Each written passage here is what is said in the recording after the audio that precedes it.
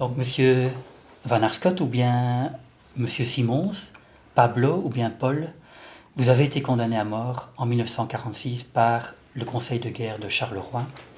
Vous avez en réalité disparu depuis lors pendant 50 ans, puisque vous avez réussi à échapper à l'exécution avant même d'ailleurs que le procès n'ait eu lieu.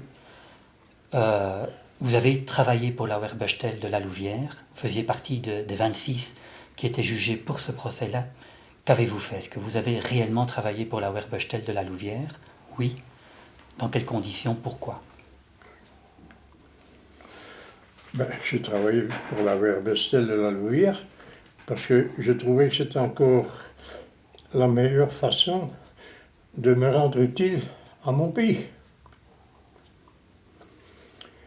J'avais l'occasion de travailler chez un marchand de chaussures. Je trouvais ça une occupation un peu bébête. Parce que finalement, j'avais quand même fait mes humanités. On m'a proposé, donc c'était chez Maréchal pour les chaussures, et l'autre c'était chez un maraîcher. Pour vendre des salades, je trouvais ça encore plus bête que moi j'allais vendre des salades en ayant fait des humanités. Alors le problème, c'est que j'étais trop tard pour commencer à l'université. J'aurais dû laisser passer toute une année. Et alors, je me suis demandé, je dois quand même faire quelque chose, il faut quand même gagner mon pain. Et alors, en crânant un peu beaucoup, j'ai trouvé que la meilleure façon, c'était l'occasion que m'offrait mon aumônier de la GEC, qui lui est un rexiste acharné, adhérent au parti, membre du parti, et qui m'a dit, je vais te faire entrer, n'est-ce pas, là au moins tu pourras gagner ton pain. Vous gagnez chaque mois, vous étiez payé Ah oui, par... j'étais payé tous les mois par la Werbechtel même, à la fin du mois j'avais mon enveloppe, je ne peux pas dire combien parce que je ne m'en souviens pas, j'étais un simple administratif. Je n'étais pas un exécutif, absolument pas.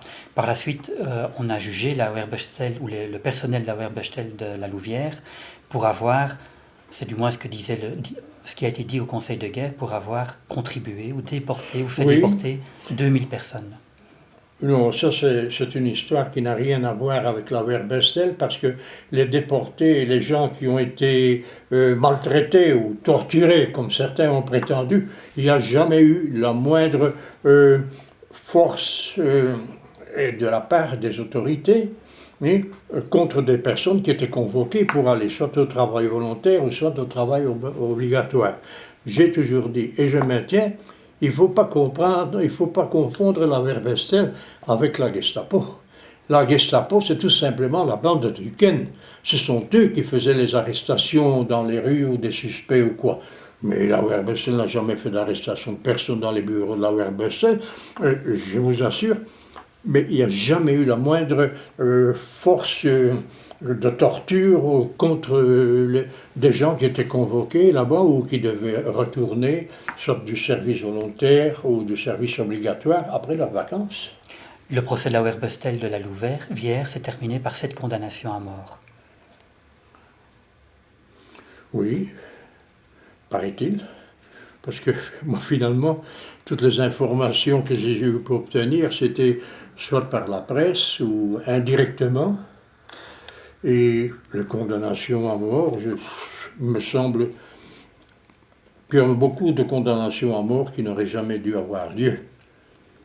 Parce que j'ai trouvé dans la Werbechtel, sans avoir davantage de contact avec les autres employés qui étaient dans la grande salle, où nous avions nos activités, nous avions le monsieur Maas, le directeur de la Werbechtel, faisait distribuer par la telle René, je ne sais quoi, les circulaires qu'eux recevaient, n'est-ce pas, des autorités allemandes supérieures. Donc, entre autres,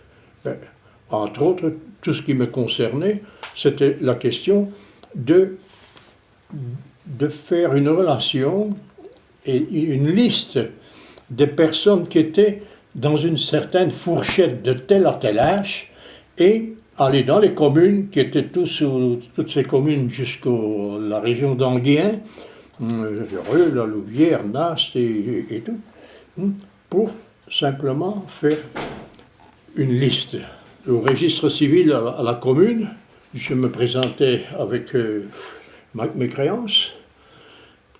Et ben, le responsable du registre civil a dit, bien, je vais vous donner une table et enfin de quoi m'installer et faire une revue des registres civils des personnes âgées dans telle fourchette, de tel à tel âge. On m'a mené le registre civil. Eh bien, je sautais une grande partie de ceux que j'aurais dû recenser, ce qui est très différent. Moi, je n'ai jamais recensé tous les gens que j'aurais dû recenser en réalité, donc c'est un premier sabotage. Donc vous avez sauvé des vies en réalité. Moi, pour ma part, oui. Le responsable des registres civils m'a porté la pile de 4 ou 5 registres et on commençait à feuilleter. J'étais seul, hein. J'ai jamais été accompagné de personne. C'était mon travail à moi. J'avais un collègue luxembourgeois. Celui-là, ils l'ont retrouvé, tout simplement, ils l'ont retrouvé noyé dans une carrière à Ronquière. On n'a jamais entendu parler de lui, c'est le fameux Schumacher. Et je faisais les listes de ce qui m'avait été ordonné par la direction de la Verbestin. Et bien souvent, le registre civil me demandait, le responsable, et vous avez fini avec ceci. Je ne les avais même pas ouverts. Un deuxième sabotage, bien clair. Moi, je revenais avec mes listes et je passais la liste à une voisine. Je ne sais même plus leur nom de tous ces gens-là parce qu'on ne frayait pas beaucoup, on faisait son travail. Cette personne qui était à côté, à un autre bureau, établissait alors des fiches individuelles de ce que j'avais recensé. Mais pas de tout ce que j'avais recensé, parce qu'il y en a beaucoup que je n'ai jamais recensé et qui pour autant n'étaient pas susceptibles d'être convoqués de aucune façon là-bas. Ce que vous voulez dire à travers ça, c'est que vous dites aussi que vous avez donc saboté et donc évité éventuellement que ces gens soient convoqués, que ces gens doivent se présenter, mais néanmoins, il y a des des gens au service obligatoire. Mais néanmoins, il y en a qui ont été déportés. Oui.